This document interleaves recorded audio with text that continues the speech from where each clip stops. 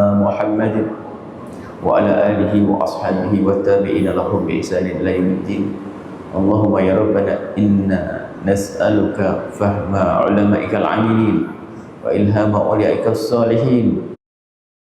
أعنا يا ربنا على طاعتك وأعنا على ترك معصيتك وأعنا على ذكرك وأعنا على شكرك وحسن عبادتك. ارزقنا يا ربنا التوبة قبل الموت والشهادة عند الموت والجنة بعد الموت. Amma ba'd. Yang sangat kami cintai, kami muliakan para perindu ridha Allah, para pecinta baginda Nabi Muhammad SAW. Alhamdulillah kita bisa bersama-sama kembali untuk belajar di bawah bimbingan Imam Haddad rahimahullah ta'ala.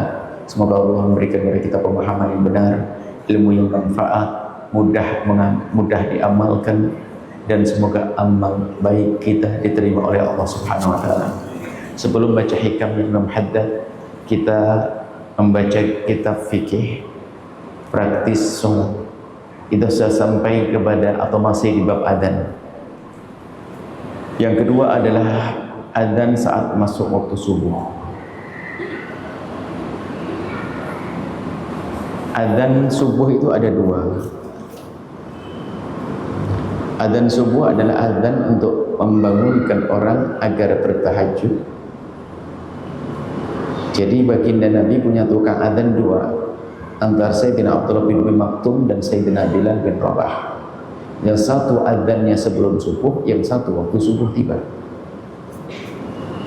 Dan itu diamalkan sebagai tempat, termasuk di pesantren ada dua adzan, sehingga banyak tamu yang datang tertipu. Adzan pertama dipikir sholat subuh, turun ke bawah, rupanya anak-anak baru zikir wirid, baru zikir membaca Al-Quran, baru setelah itu ada adzan. Akhirnya ditanya adzan apa ini? Ini adzan subuh. Yang tadi itu belum adzan subuh, adzan yang pertama. Adzan yang kedua adalah adzan saat masuk waktu subuh, adalah adzan yang dikumandangkan ketika masuk waktu subuh atau terbitnya fajar shadiq.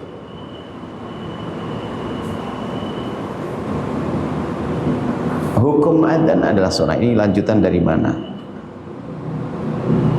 Ini kelihatannya perlu perapian. Hukum adzan adalah sunnah asalkan adzan tidak terlalu panjang. Hukum menjawab adzan. Jadi adzan kalau terlalu panjang ini merepotkan orang yang mendengar. Adzan sampai 30 menit, 20 menit, sehingga orang harus putus tugas kerjaan. Dan pasti kalau sudah adzan sepanjang itu bacaannya lahan, meliuk-liuk. Kalau sudah adzan yang meliuk-liuk, Anda dengan kesibukan Anda dengan kesibukan Anda bisa jadi, bayangkan sebuah sekolah pendidikan agama hanya 1 jam, jam 11 sampai jam 12, barangkali begitu. Jam 11 sampai jam 12 pendidikan agama hanya 1 jam, jam 11-12 seminggu sekali. Baru ustadznya assalamualaikum dengar adzan, patuh mendengar adzan, adzannya 20 menit, habislah waktunya. Habis assalamualaikum ustadz, selesai. Jadi makanya adzan sendiri ada fikihnya. Tolong tukang adzan yang suaranya yang lantang kuat, termasuk dibantu dengan menara atau dibantu dengan pengeras suara. Kemudian yang merdu, tapi jangan panjang-panjang.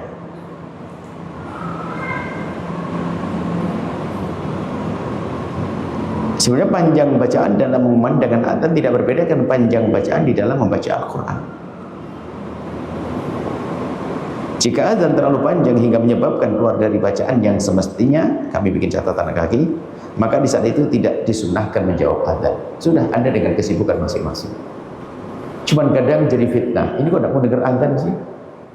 Padahal adzannya meliuk-liuk sampai 25 menit. Padahal adzan nggak sampai 5 menit selesai. Suaranya merdu, indah, nggak sampai 5 menit. Tapi sampai 20 menit, 15 menit, terlalu panjang. Makanya perlu dihimbau masjid-masjid dan sebagainya. Orang itu pengen tutup poin, apalagi yang punya pekerjaan banyak dan sebagainya. Pengen dengar adzan, habis dengar adzan mengerjakan sholat, habis itu kembali ke pekerjaannya. Sunnah memandangkan adzan di menara, artinya agar jangkauan suara adzan lebih luas, atau dengan pengeras suara. Itu dianjurkan jika adzan dikumandangkan di awal waktu. Yang biasa adzannya telat pakai mikrofon, bikin pusing orang. Adzan asar jam 5 dikira maghrib, ada orang buka nanti. Pulang dari sawah langsung pergi ke musola, megang mikrofon, Allahu Akbar, jam 5 mau sholat asar. Jadi memang ada ilmunya sih, sehingga di sana ada pembahasan lain. Tukang adzan yang digaji oleh masjid, tukang adzan yang digaji oleh masjid, ini sudah dibahas pada pertemuan yang lalu, atau mau sholat, maka dia wajib adzan di awal waktu. Tugas utama, tugas intinya agar halal rizkinya adalah adzan di awal waktu. Kalau sudah telat, dia teledor ya. Sebab tujuannya adalah untuk memandangkan adzan di masjid tersebut, yang masjid ini adalah patokan orang yang ada di kiri kanan tersebut untuk melakukan sholat. Di luar sana ada orang sakit nunggu pengen sholat, langsung minum obat tidur, tak taunya nggak adzan-adzan, kan kacau. Makanya tolong yang biasa adzan harus awal waktu untuk dikumandangkan di menara. Kalau sudah tidak di awal waktu dikumandangkan di menara, yang terjadi adalah kebingungan orang, sehingga yang sudah sholat duhur dengar adzan lagi, tadi waktu saya sholat sudah duhur belum, kok sekarang baru adzan. Kurang lebih seperti itu. Sebetulnya tidak hanya maghrib saja orang untuk nunggu buka puasa, enggak, setiap sholat harus awal waktu adzan itu. Hanya selama ini yang kita perhatikan adzan awal waktu kapan?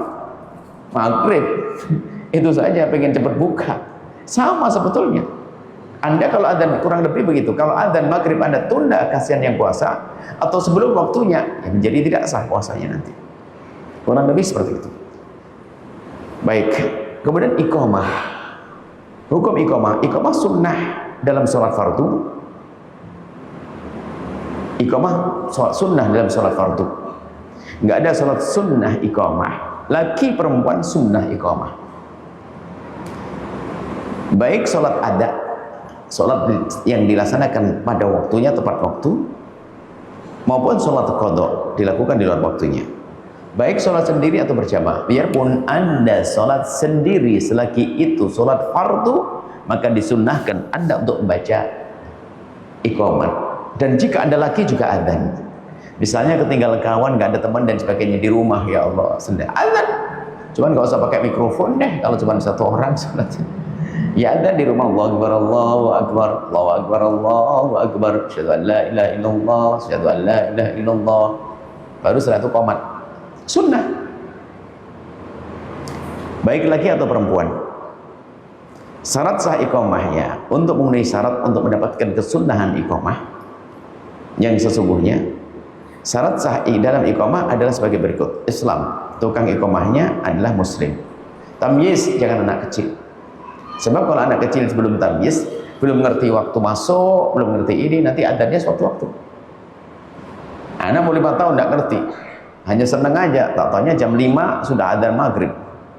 Ini kan kacau nanti. Tamyiz yang sudah nalarnya jalannya. Kemudian tertib urutan adzan itu tertib. Allahu Akbar, Allahu Akbar, asyhadu an la ilaha illallah, Allahu Akbar, Allahu Akbar, asyhadu anna Muhammadar Rasulullah, baru asyhadu an la ilaha illallah. Enggak. Selesai urutan. Tidak ada jeda antara lafaz iqamah yang satu dengan lafaz iqamah yang lainnya. Jadi berantai. Allahu Akbar, Allahu Akbar, asyhadu an la ilaha illallah, asyhadu anna Muhammadar Rasulullah, qomat. Kalau adzan ya Allahu Akbar, Allahu Akbar, selesai. Kalau qomat langsung. Kemudian iqamat ya di waktu, sudah masuk waktu, kalau belum waktu masuk, kalau belum masuk waktu ya ngapain iqamat.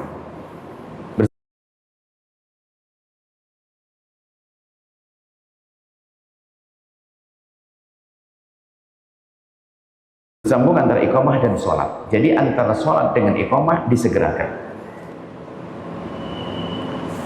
Nah, nanti ada, kalau antara qomat dengan sholat kok ada jeda, sudah qomat tak tahu masih ngobrol, minum teh. batal iqamatnya, harus diulang lagi. Bukan harus baca sunnah, diulang lagi. Jadi habis qomat langsung melakukan sholat. Paling tidak untuk kesempurnaan jemaah mengatur sawu sufufakum, rapatkan barisan, tolong lurusin, ini sah. Kami jelaskan di catatan kaki, jeda yang membatalkan iqamah adalah jeda panjang yang menunjukkan berpaling dari iqamah, atau berbicara dengan kalimat setelah iqamah tanpa ada hajat. Jadi disebutkan para ulama bahwa baru dianggap iqamah itu batal, sunnah diulang lagi adalah setelah Allahu Akbar, la ilaha illallah. Setelahnya nanti aja deh. Berarti kan berpaling, nggak pengen sholat. Maka di saat dia berpaling dari sholat, ya sunnahnya diulang lagi. Atau ngobrol, la ilaha illallah. Wah, tehnya baru masak nih, minum teh dulu. Ngeteh. Diulang lagi iqamahnya. Jadi iqamah langsung dengan sholat. Boleh terputus hanya untuk kebutuhan kesempurnaan sholat seperti ngatur barisan dan lain sebagainya. Adapun kesunahannya, insyaallah pada pertemuan yang akan datang kita langsung kepada hikmahnya Imam Haddad. Kita sudah masuk hikmah yang ke Bismillah. Berkata Imam Haddad rahimahullah ta'ala, nafa'anallahu bihi wa bi ulumihi wa bi ulumi masyaikhihi wa talamidatihi darain amin. Kafa bi fuqdani ar-raghbati fil khairi musibatan. Kafa musibatan. Cukuplah sebagai satu musibah, bencana, petaka pada seorang hamba adalah bi fuqdani ar-raghbati fil khairi, jika kehilangan kerinduan melakukan kebaikan. Masya Allah. Maka fahami, seorang hamba akan dalam musibah jika ternyata sudah dicabut oleh Allah kerinduan, keinginan untuk melakukan kebaikan. Berarti sudah tidak ada taufik Rabbani, taufik dari Allah tidak ada. Dan itu tanda orang yang tidak dicintai oleh Allah. Sebab tanda orang yang dicintai oleh Allah diantaranya dimudahkan melakukan kebaikan, dirindukan melakukan kebaikan, rindu. Sehingga di saat dirindukan melakukan kebaikan, segera sambut.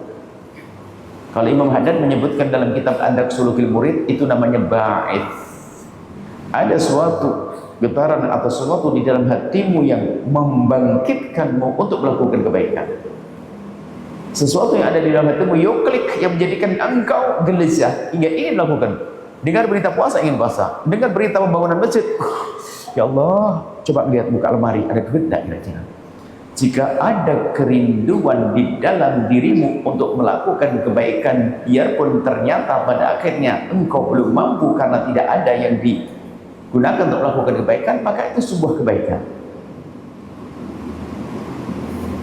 Ini. Tapi kalau sudah dicabut, Masya Allah, biarpun harta melimpah, duitnya mungkin bukan puluhan juta, ratusan juta, miliaran, triliunan barangkali. Ada orang fakir lewat di depannya, nggak bisa dia nolong, nggak bisa. Bibinya, adik daripada ibunya sakit, nggak ada keinginan membantu. Karena memang dia adalah dihilangkan oleh Allah, alias sudah tidak disayang oleh Allah, dicabut rasa kerinduan untuk melakukan kebaikan. Na'udzubillah. Maka koreksi diri kita sendiri. Bahkan di samping itu musibah termasuk adab. Adab yang Allah berikan pada seorang hamba adalah, diantaranya adalah tidak dirindukan kebaikan, sehingga di saat dia melakukan kebaikan dengan penuh keterpaksaan, karena memang tidak menikmati. Tapi kalau ada orang sudah dirindukan kepada kebaikan, biarpun dia tidak mampu melakukan kebaikan, dia ada rasa. Misalnya ada satu orang fakir lewat, dia akan, Allah, ya Allah, kok masih ada duit, ya Allah. Tahajud bangun malam itu gak wajib. Ada seorang ibu terbangun, tiba-tiba sudah subuh adzan, menangis dia. Kenapa semalam kok tidak bangun? Para salafun saleh, para kekasih Allah terdahulu itu, kalau tidak bisa bangun malam itu, pagi harinya langsung sedekah minta ampun kepada Allah. Pasti karena dosaku Allah tidak bangunkan aku di tengah malam. Jadi tidak bangun malam saja dianggap sebagai petaka dia. Tidak dirindukan kepada kebaikan sebagai malapetaka. Sehingga istighfar banyak, minta ampun pada Allah. Jangan sampai dari gara-gara kesalahanku jadi hijab, lalu aku tidak rindu kepada kebaikan. Kemauan Allah beri kepada kita, kekuatan Allah beri kepada kita. Orang kuat tentu dia melakukan karena Allah tidak beri kemauan. Yang bisa jogging 1,5 jam, fitness sampai 30 menit, itu masa sholat 4 rakaat saja nggak kuat? Ayo, sholat subuh 2 rakaat nggak kuat? Nggak mungkin. Lari kencang aja bisa, tapi kenapa dia nggak bisa sholat subuh padahal dia bisa lari pagi? Ayo, pergi jualan di pasar mampu dia, berdiri dia bisa, tapi sholat tidak bisa. Kenapa? Itulah karena Allah tidak pilih. Maka suatu musibah cukup sebagai satu musibah jika hilang kerinduan kita untuk melakukan kebaikan. Hikmah ini tujuannya untuk renungi dirimu. Tapi sebaliknya, ada orang yang memang dipilih oleh Allah, hatinya penuh dengan kerinduan. Setelah rindu mudah melakukan kebaikan, manusia termulia. Siapa pagi ini yang bersedekah di pagi hari? Saya ya Rasulullah, saya terbakar. Siapa yang pagi ini mengiring jenazah? Saya Rasulullah. Siapa semalam yang tahajudan? Saya Rasulullah. Siapa hari ini yang nyambung silaturahmi? Saya Rasulullah. Siapa? Bisa semuanya. Abu Bakar mengatakan, aku. Sehingga ada orang memang dipilih oleh Allah melakukan kebaikan dengan kekayaannya. Di saat bicara tentang sedekah. Bicara tahajud. Ada sebagian orang dia kaya, dermawan, hebat, lumayan, alhamdulillah. Cuman kurang sholatnya, sholat tahajud jarang. Atau rajin tahajud, pelit ada, tapi masih lumayan tahajudan. Tapi ada orang yang dirindukan oleh Allah untuk melakukan kebaikan, sehingga tidak ada kebaikan yang ia dengar kecuali dia rindu untuk melakukannya. Biarpun dengan susah payah untuk melakukannya, karena ketidakmampuannya. Seperti yang sering kita sampaikan tentang Uwais Al-Qarni, orang yang sangat fakir. Tidak ada orang fakir di kalau di bumi ini, di bawah kolong langit itu, kecuali lebih dari dia. Fakir yang sangat fakir. Kalau makan tidak menanak nasi, akan tapi di tempat sampah, pembuangan roti-rotinya orang kaya. Lalu di situ ada anjing mendekat, anjing kok ke sana, itu bagianmu sana, ini bagianku. Setelah itu Uwais Al-Qarni mengambil roti-roti bekas makanan orang kaya. Setelah itu roti dibagi 3. Yang paling jelek disingkirkan, dilemparkan ke anjing, dikasihkan ke anjing. Yang sedang ditaruh, yang paling bagus dibungkus lagi. Yang sedang dimakan untuk dirinya sendiri. Yang paling bagus dirapikan lagi, dibungkus, dihadiahkan kepada orang yang fakir. Lalu mengadu pada Allah, ya Allah, ini yang bisa aku lakukan, jangan hukum kami terhadap apa yang aku tidak bisa lakukan. Fakir masih ingin sedekah. Sehingga dalam Al-Quran disebutkan bersanya, ahli surga ya wasari'u ila maghfiratin min rabbikum wa jannatin arduha as-samawati wal ardu uiddat lil muttaqin. Surga yang disiapkan untuk orang bertakwa. Ciri orang bertakwa ini adalah alladzina yunfiquna fis sarra, berderma di saat dia kaya raya.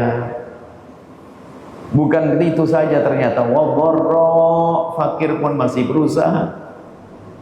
Orang kaya wajar bersedekah, tapi si fakir ini hebat, lebih dahsyat lagi.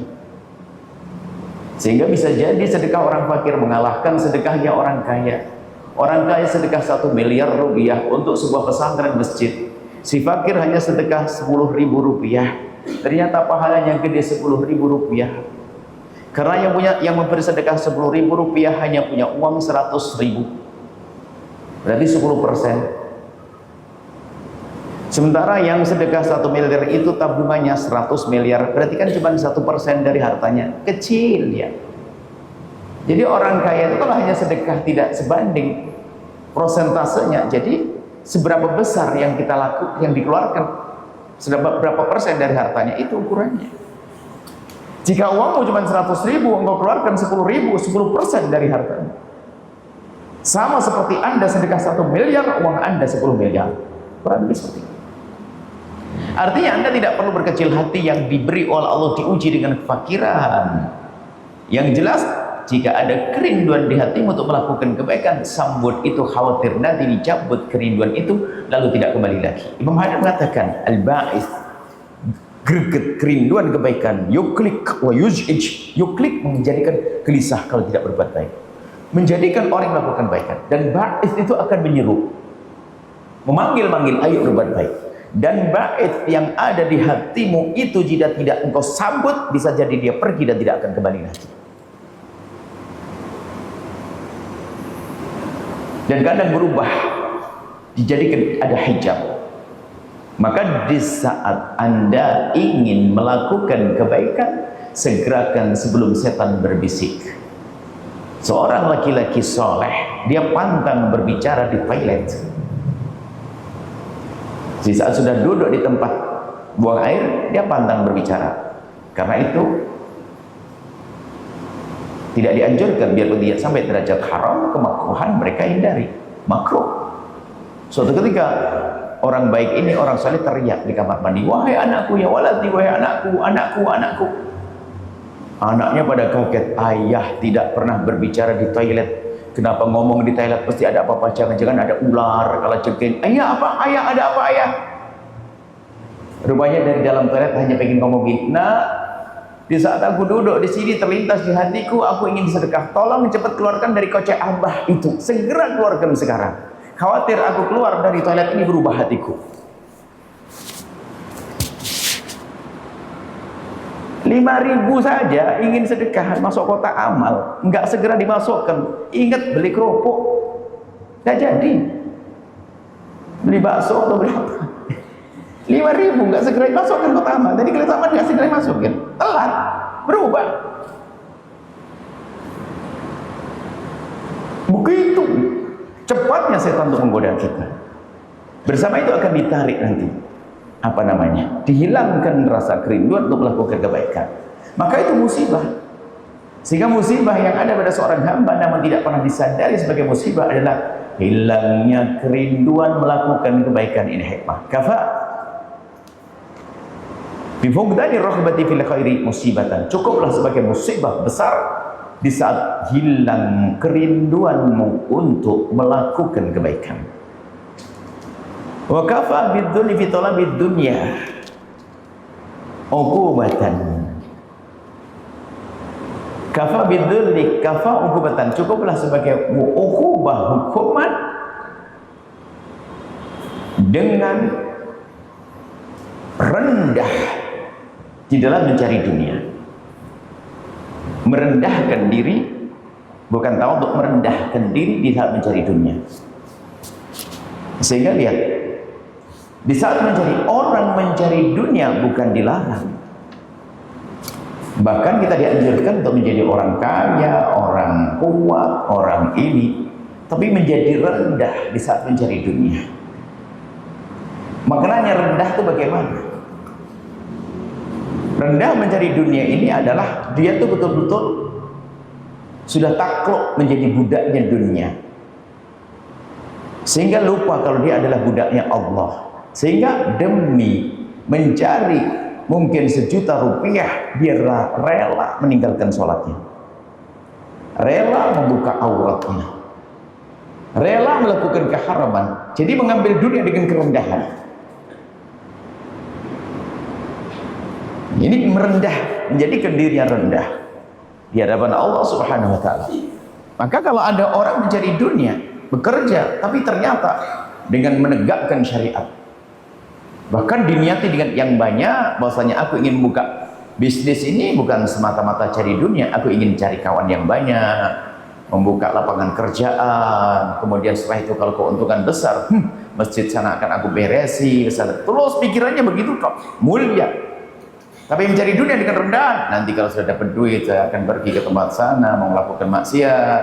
Kalau saya dapat duit, ini kan itu dengan kerendahan. Tujuannya bukan untuk kemuliaan. Maksudnya mencari dunia dengan merendahkan, artinya tujuannya rendah dengan cara yang rendah.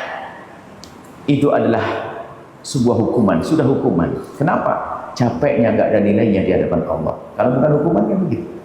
Kalau Anda capek lalu Anda seorang bapak-bapak pergi ke sawah menjagul dan sebagainya, setelah pulang oleh bosnya dikasih duit, masih lumayan. mendapatkan gaji sehingga capeknya ada nilainya. Yang satu pergi ke sawah mencangkul dan seterusnya, sampai itu pulang tidak dikasih apa-apa oleh bosnya, berarti tidak dihargai dong. Itu hukuman, berarti siksa. Tidak akan menemukan keindahan. Begitu juga dengan Allah Jalla Jalaluh. Kalau kita mencari dunia dengan susah payah, meres keringat banting tulang, lihat berangkat pagi pulang sore, ternyata caranya salah, rendah. Tujuannya salah, rendah. Maka itu sudah hukuman. Kenapa? Secapek itu tidak mendapatkan apa-apa di hadapan Allah. Nanti kan hukuman. Tapi kalau secapek apapun ada sesuatu bukan hukuman, ada hadiahnya toh. Bahkan semua capek kalau ada hadiahnya itu bukan sebuah hukuman. Kita semua capek. Bekerja capek tapi dapat gaji. Yang capek nggak dikasih gaji adalah hukuman, kerja rodi, kerja paksa, dihukum. Misalnya ada orang melanggar, kau melanggar, melakukan kesalahan, cangkul sana, nggak dikasih duit, ya itu hukuman. Sama, mencari harta dengan susah payah, caranya nggak bener, tujuannya nggak bener, secapek apapun ternyata tidak ada apa-apanya di hadapan Allah. Begitu sebaliknya jika ia mencari dunia dengan cara yang benar, halal caranya, tujuannya pun mulia, sungguh sepanjang ia bekerja, ia mendapatkan pahala dari Allah Subhanahu wa ta'ala, sudah mendapatkan pahala-pahala kemuliaan. Ini wa kafa bidzulmi hadfan li sahibihi, cukuplah hadfan, sebuah kehancuran, bidzulmi, dengan sebuah kezaliman, li sahibihi, bagi orang berbuat zalim. Jadi kalau seseorang melakukan kezaliman dengan saudaranya, jadi Anda jangan bicara tentang kalimat zalim, akan tapi koreksi langsung. Seperti apa sih kezaliman? Biar kita langsung belajar itu di alam nyata, bukan di buku saja, di alam khayal. Kita mau zalim adalah dosa, zalim masuk neraka, zalim menjadikan Allah menghukumnya, tapi nggak sadar dia sendiri ngerebut waris, nggak beres-beres, nggak ngasih nafkah istrinya, nggak bisa santun kepada suaminya, salah nyekolahkan anak, itu semua zalim, nggak sadar, padahal dihafal hadis kezaliman. Jadi kalau bicara zalim itu jangan bicara kalimat zalim. Kalimat zalim tidak akan hilang dari kertas ini, akan tapi hadirkan mata, hati, pandangan Anda terhadap diri Anda sendiri. Apakah saya itu masuk zalim? Zalim kepada ayahmu, zalim kepada suamimu, kepada ibumu, dengan saudaramu, bagaimana warisan? Kadang bicara zalim bolak-balik, gak sadar dirinya zalim.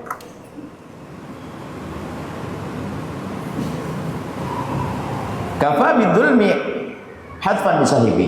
Ketahuilah bahasanya kezaliman adalah kehancuran untuk dirinya sendiri. Sebab adzulmu, ittaqul dzulma fa inna dzulma dzulumatun yaumal qiyamati. Bertakutlah kalian dengan sebuah kezaliman yang engkau lakukan, karena kezaliman yang kau lakukan akan menjadi sebab gelap kehancuran nanti di akhirat. Nah ini kan kehancuran, hancurnya bukan saat ini, di akhirat. Yang hancur bukan diri kita lalu dihukum oleh Allah, termasuk amal-amal kebaikan yang dilakukan pun ikut hancur. Sehingga bersama hancurnya kebaikan yang dilakukan, maka dia menjadi orang bangkrut. Seolah-olah dia beruntung dengan sholat tahajudnya, karena setiap malam tahajudnya banyak. Seolah-olah dia beruntung dengan puasanya, bahkan dia pun bolak-balik umroh.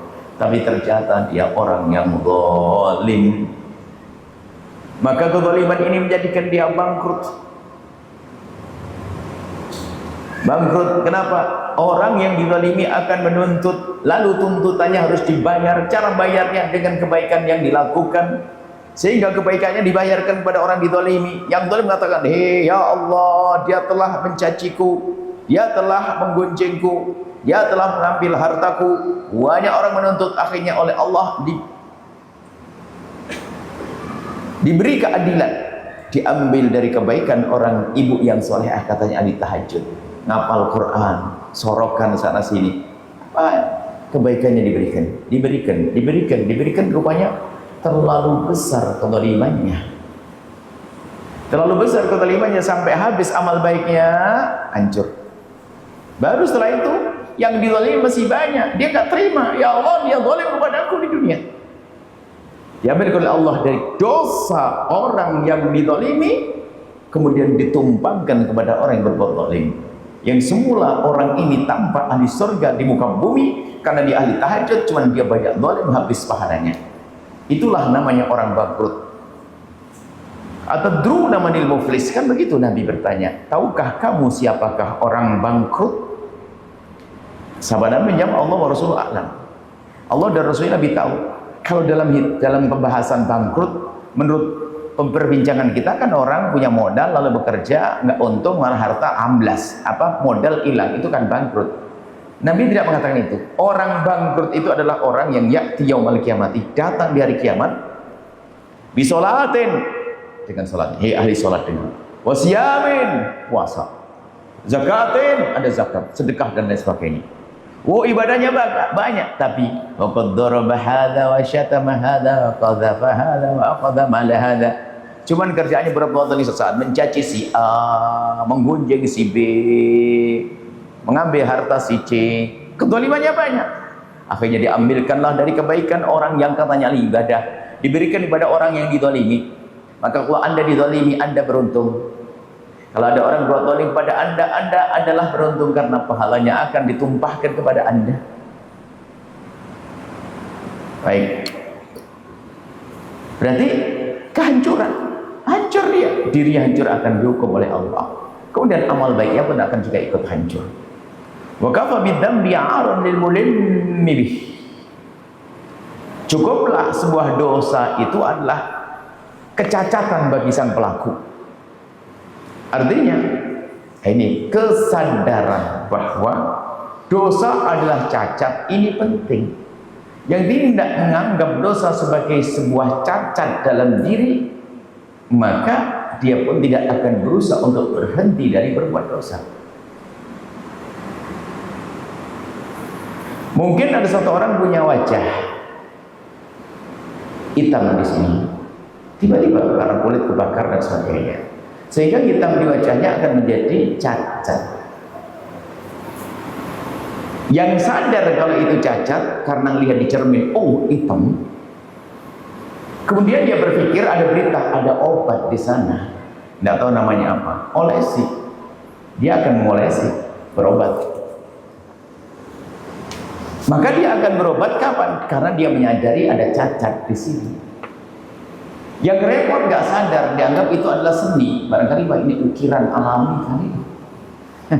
Sudah tahu batik di wajahnya misalnya ukiran alami. Anggap kalau itu sebuah kekurangan, sempurnakan. Kami tidak bicara tentang wajah, apa saja deh.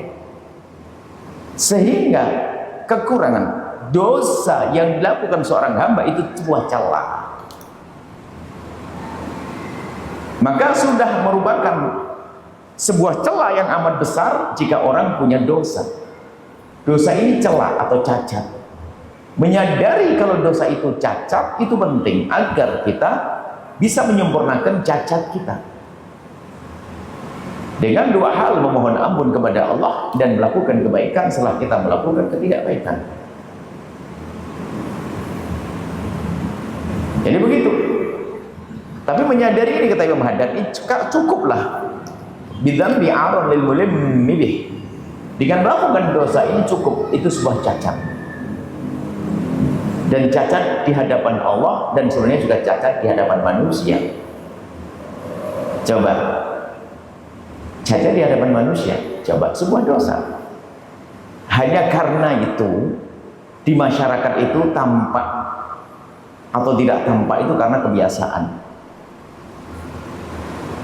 Coba calon menantu, Masya Allah, ganteng, pinter, cerdas, hafal Quran,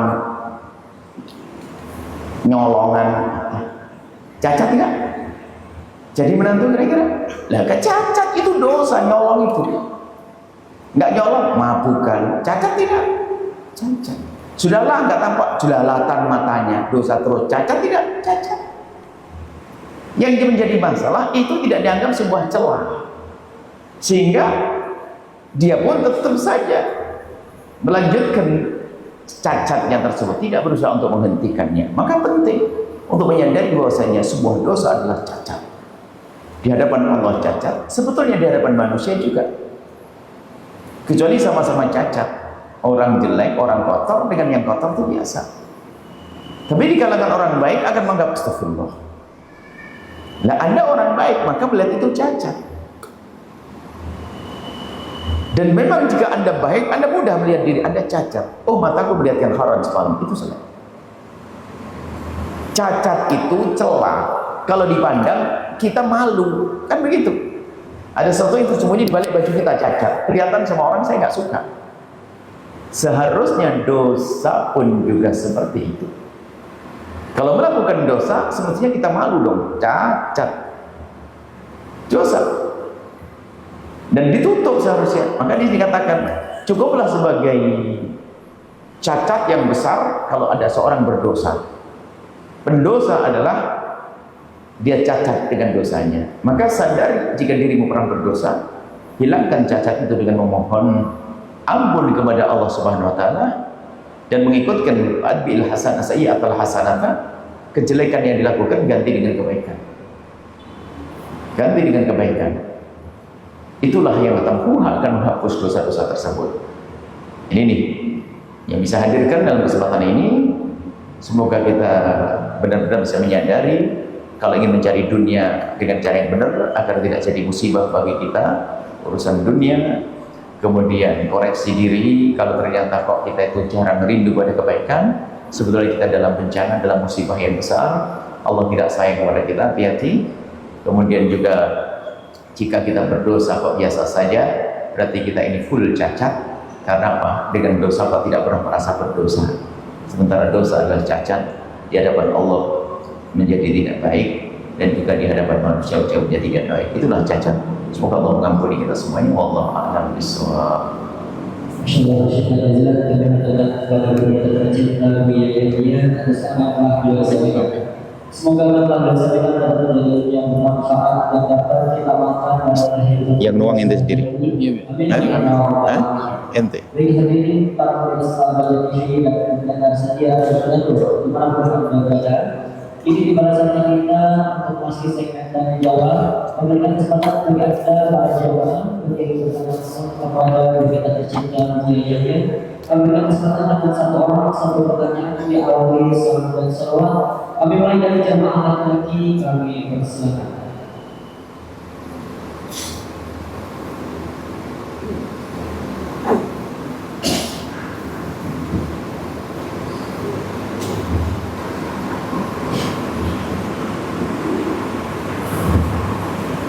Assalamualaikum warahmatullahi wabarakatuh. Assalamualaikum warahmatullahi wabarakatuh. Muhammad dan Terwakil kita penjelasan asmana dulu. Apa itu? Asmana dulu. Jadi pada saat itu apa semakin ada kalau namanya Nabi. Gimana? Asmana itu namanya Nabi atau semakin Nabi Atau sifat-sifat? Assalamualaikum. Nama bisa jadi sebetulnya sifat, dan sifat bisa jadi bentuknya nama. Allah pun juga demikian. Di dalam nama Allah terkandung makna sifat. Ar-Rahman sifat Allah. Di dalamnya ada makna sifat yang penuh kasih. Ya, bisa saja itu adalah sifat sekaligus juga nama. Bisa saja nama tidak punya makna sifat, tapi sebuah nama.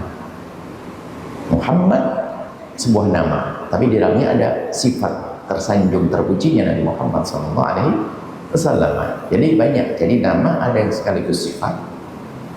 Nah, ada sifat yang di dalamnya adalah yang sekaligus menjadi nama Nabi SAW. Ada nama yang tidak mengandung makna sifat nama. Ada nama yang diambil dari sifat. Seperti nama-nama Nabi banyak, Ar-Rauf, Ar-Rahim, ini masih sifat. Seperti itu. Ya. Allah a'lam bishawab. Sudah besar dia ada seluruh bisa saja memberikan kesempatan bagi beberapa wanita dengan satu pertanyaan diawali sama.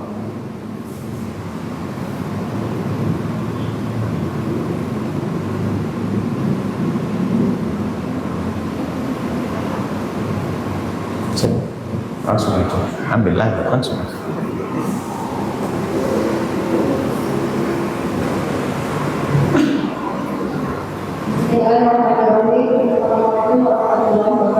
Assalamualaikum warahmatullahi wabarakatuh.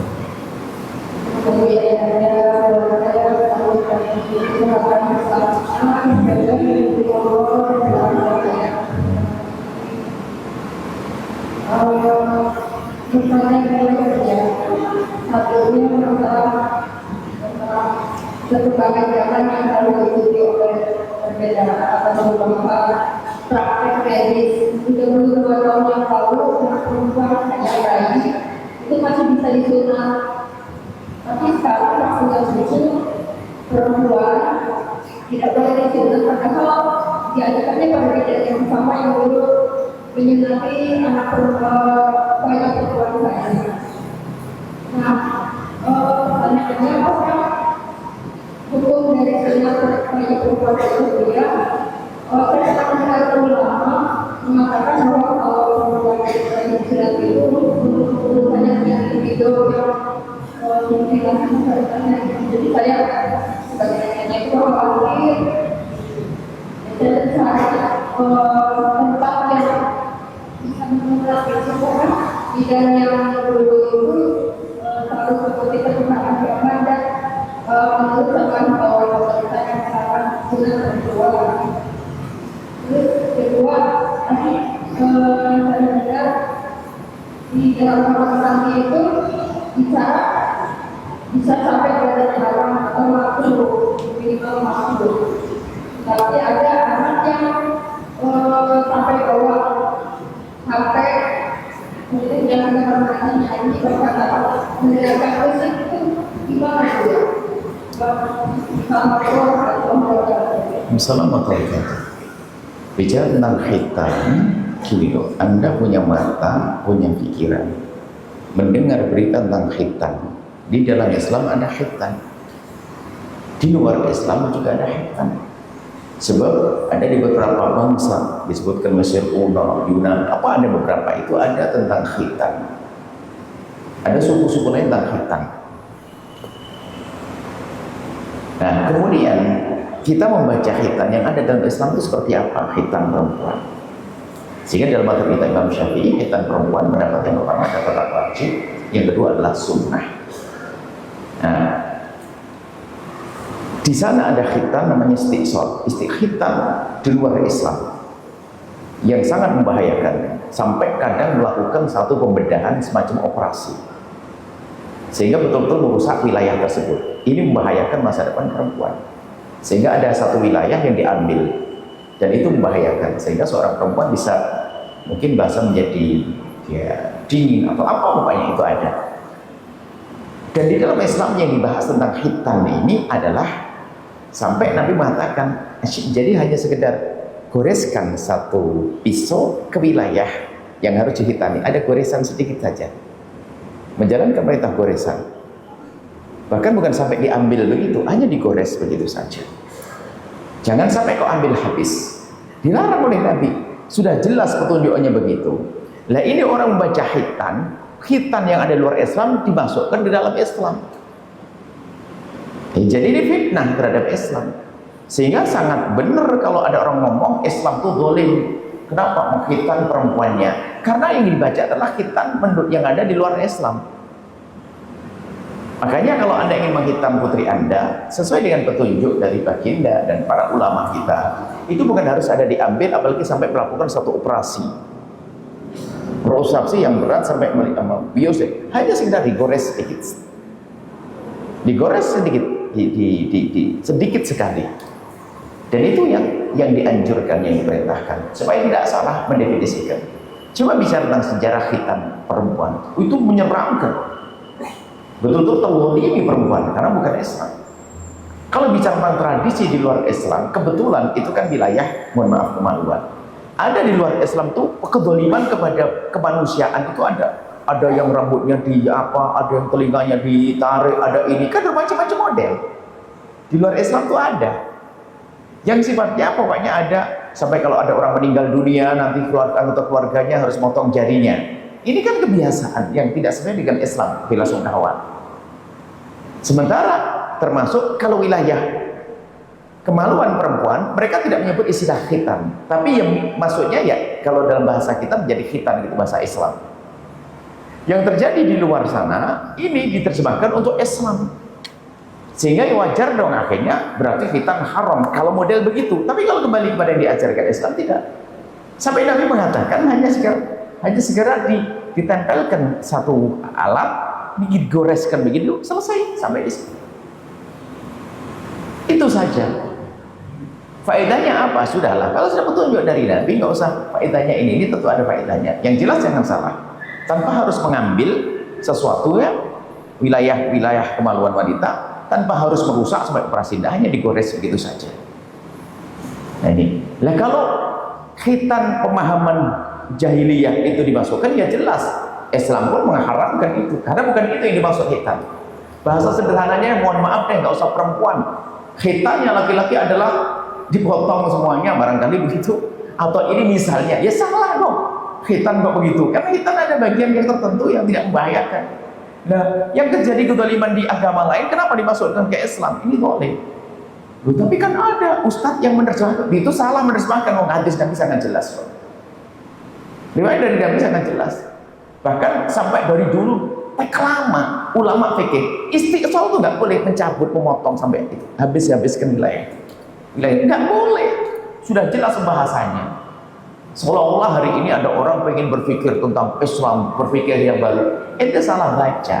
Fikih yang ada di dalam Islam, khitan dalam Islam itu benar, indah. Jangan dimasukkan cara khitan yang ada di luar Islam ke dalam Islam. Ya karena mungkin dia bergaul dengan orang yang bicara tentang khitan di luar Islam begini, tak taunya digambarkan perempuan dikhitan kayak begitu. Enggak, dalam Islam tidak seperti itu. Nah kalau ada orang Islam salah menghitan, salahnya menghitan dia, bukan salahnya agama, bukan salahnya agama. Sehingga tetap dalam madzhab Imam Syafi'i, pendapat yang pertama adalah wajib perempuan juga khitan, atau olehlah Anda mendapat yang kedua sunnah, oke lah, nggak dihitan nggak apa-apa, nggak apa-apa. Cuman bagi yang menghitan, hati-hati, Anda harus tahu ilmunya, jangan boleh nggak ada perempuan, hanya digores saja, sedikit, selesai. Nah, ini jangan salah memaknai khitan. Khitan yang terjadi pada agama lain atau bangsa lain dimasukkan dalam Islam, lalu diberi stempel hukum. Ya nggak bisa dong. Tanyakan bagaimana khitan perempuan yang ada dalam Islam. Tanyakan, termasuk kepada orang Barat yang mengharamkan, yang membenci khitan, tanyakan. Hanya sekedar digores, apakah membahayakan secara medis, secara masa depan? Ya nggak ada urusannya itu. Itu saja, mohon maaf. Jadi kita perlu waspada kalau Anda membaca yang terjadi pada orang di luar sana, lalu Anda masuk dalam Islam, tentu hukumnya jadi berbeda. Misalnya, bela sungkawa itu boleh tidak? Ya boleh dong. Bersedih atas meninggalnya seorang, boleh tidak? Boleh. Contohnya apa? Di satu kota, kalau ada orang meninggal dunia, dia bersedih. Boleh enggak? Ya boleh. Tapi pakai potong jari, ya lain nggak boleh itu. Nah, ini yang dibolehkan dalam Islam bukan seperti itu. Contohnya apa? Akhirnya apa? Bela sungkawa adalah dengan potong jemari. Sehingga apa dibawa ke Islam? Jadi bela sungkawa atau ikut sedih atas meninggalnya orang nggak boleh. Salah, karena cara kita pun dalam Islam ada. Sampai nggak boleh memukul wajah, nggak boleh merobek baju, niyahah. Itu kan ada aturannya. Tapi orang sedih masa dilarang, nangis dilarang? Dari mana nangis dilarang? Baik, kurang lebih seperti itu. Dalam banyak hal, mungkin kita bisa mencontohkan cara-cara yang lain. Menguji kedewasaan atau melatih kemandirian dan kedewasaan boleh tidak? Ya boleh dong. Tatonya di agama lain caranya berbeda. Untuk menguji seorang perempuan kalau dia sudah layak sampai satu suku adalah apa? Suruh mencoba dengan banyak laki-lakinya, kan? Itu bukan melatih kedewasaan, kan?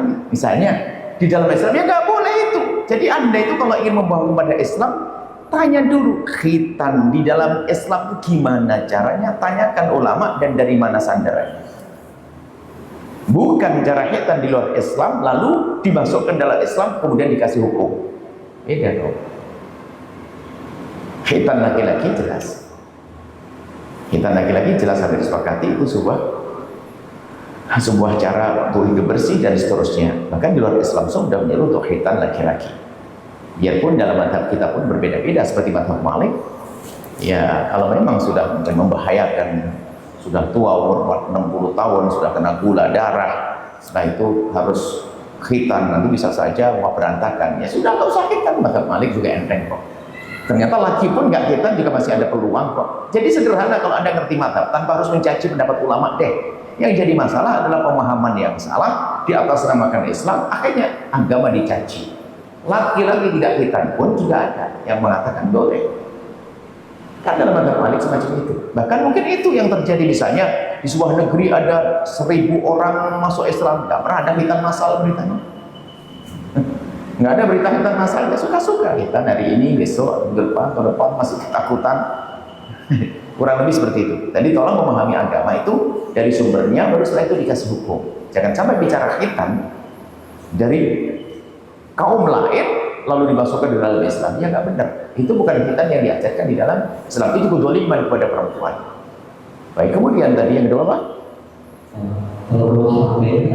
Tidak masalah di toilet. Ya sewajarnya di toilet itu ya nggak perlu nyanyi-nyanyian nih. Maka nyanyi-nyanyian di toilet, sholawatan di toilet dan sebagainya. Cuman kalau bicara hukum begini, ngomong biasa nggak ada masalah. Bukan sesuatu yang haram, hanya kurang elok saja. Ngomong sendiri itu ngomong sama izin kali. Adapun berzikir saat berada di toilet, hukumnya adalah makruh saat Anda berada duduk di tempat buang air. Itu saja.